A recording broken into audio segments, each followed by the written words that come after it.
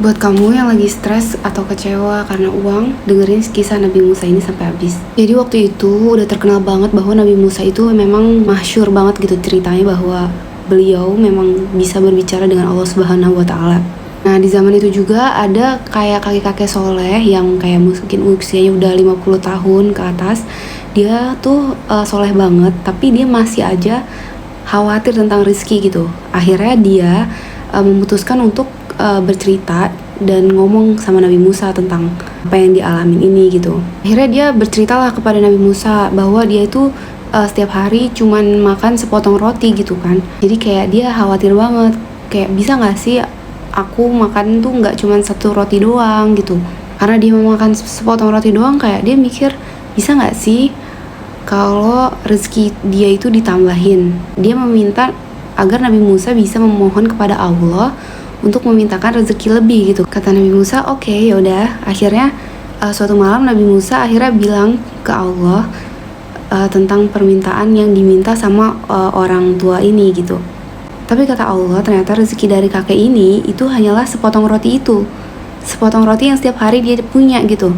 Akhirnya dengan berat hati kan Nabi Musa harus bilang ya ke kakek-kakek itu.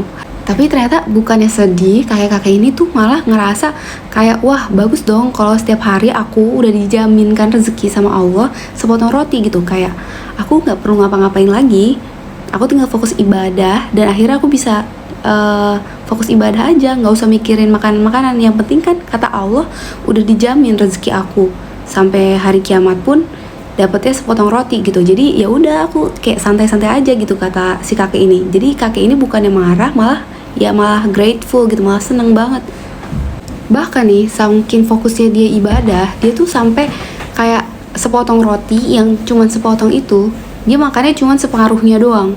Jadi sisanya dia tumpuk aja kayak di pojokan, sampai akhirnya saking berhari-harinya tumpukan roti ini jadi gede banget gitu. Jadi kayak tumpukan yang sangat besar gitu. Dan dia karena fokus banget sama ibadahnya, dia nggak lagi fokus banyak makan gitu. Sampai suatu ketika itu ada gembala, kayak penggembala gitu kan, yang bawa kambingnya ini. Nah, si pengembala ini kayak lagi bingung banget nih nyari rumput. Kayak rumput di mana-mana udah habis, dia kayak udah nggak bisa nyari rumput lagi. Akhirnya dia tuh bilang ke kakek ini, kamu tahu nggak kira-kira rumput ada di mana ya? Soalnya nih kambing-kambing saya belum makan. Akhirnya dia tuh kata kakek ini, saya punya roti sih, nggak kepake karena saya nggak makan juga. Ya udah buat kambing kamu aja. Akhirnya si pengembala ini seneng lah. Terus kambing-kambing ini akhirnya makan roti-roti yang dimiliki sama kakek ini. Terus kata si pengembala, ya udah karena kamu udah ngasih saya roti, ya udah ini satu kambing buat kamu aja. Ya aku kasih nih satu kambing buat kamu. Singkat cerita akhirnya kakek ini tuh kayak jadi pengembala yang punya hewan-hewan ternak yang banyak, dan juga tanaman-tanaman di kebunnya kakek ini juga tiba-tiba berbuah lebat gitu. Sejak kejadian itu, kakek ini yang tadinya rumahnya itu usang, rumahnya jadi bagus gitu, karena akhirnya kakek ini jadi punya uang kan dari ngegembala itu, dan dia akhirnya memperbaiki rumahnya. Terus gembala-gembalanya juga gemuk-gemuk, dan tanaman-tanaman di tamannya ini juga bagus-bagus gitu kan. Sampai akhirnya Nabi Musa lewat, kayak Nabi Musa heran kan, kayak kok bisa sekarang kakek ini udah nggak usang lagi gitu. Padahal kan katanya kakek ini rezekinya cuma sepotong roti setiap hari, tapi kenapa bisa kayak gitu. Nah, itulah yang dinamakan berkah gitu. Ketika orang udah fokus beribadah, udah kayak ya udah menyerahkan diri kepada Allah, akhirnya dia dapat keberkahan di dalam hidupnya gitu. Dan ketika Allah udah meridhoi dia, memberikan keberkahan dalam hidupnya, ya udah hartanya juga jadi melimpah ruah.